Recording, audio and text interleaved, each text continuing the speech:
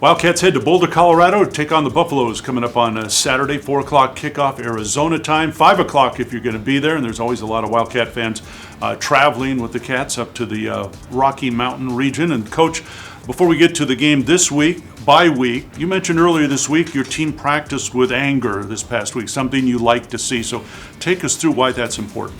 Well, I just think that, they were frustrated that we had two opportunities to get away from us in the last two opportunities on the field. And so it's really simple. So they came out to practice last week with an edge.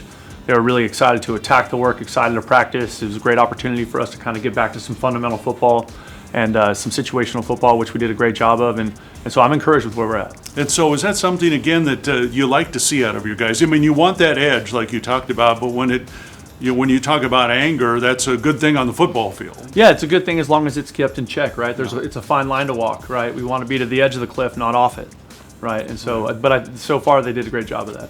So the first bye week, you talked about self-evaluation of the program, etc. Second bye week now, any different things that your team did over the bye week?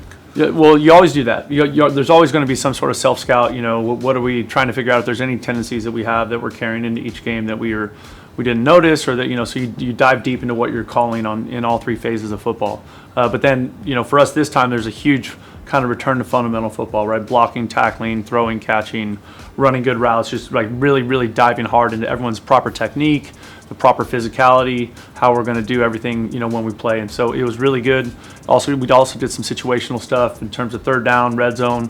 Got a little bit of a jump start on Colorado. So a lot went into that week, but I feel like it was a really, really positive week for us. I've had a couple fans ask me, how do you determine your running back rotation? You have three guys that have played a key role so far this season. How do they win starting rotation coming in second or third? Yeah, I mean, that stuff's earned during the practice week, and then it's kind of confirmed or not during the game, right? And sometimes you get into a game, and sometimes there's a little bit of a hot hand at that position, right? Sometimes a guy gets going, starts getting some momentum and some traction, and you're going to ride that, and until you don't, or until he needs to tap out because he's tired. So, but those guys, we do feel like all those guys can really positively contribute in the game, and I think that we like the production we're getting from them so far. Well, Colorado's used three quarterbacks this season. Do you prepare for all three of them?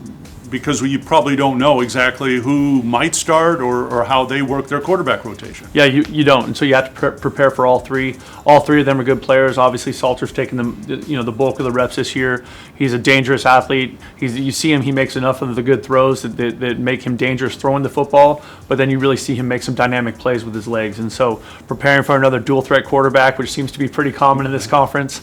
But he's a really good player. All right, look forward to the Cats and the Buffs coming up Saturday, 4 o'clock. Arizona time, and then back home against Kansas for homecoming. We'll see you there. Bear down.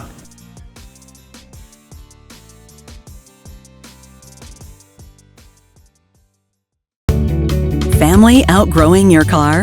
Hughes Federal Credit Union can help you get the car you want and the rate you need. Hughes is one of the only financial institutions in the country that doesn't switch loan rates based on a qualified buyer's credit score. That means you get our one-rate guarantee regardless of your credit score. We promise. When it's time for your next new or used car, Hughes is here to take you further.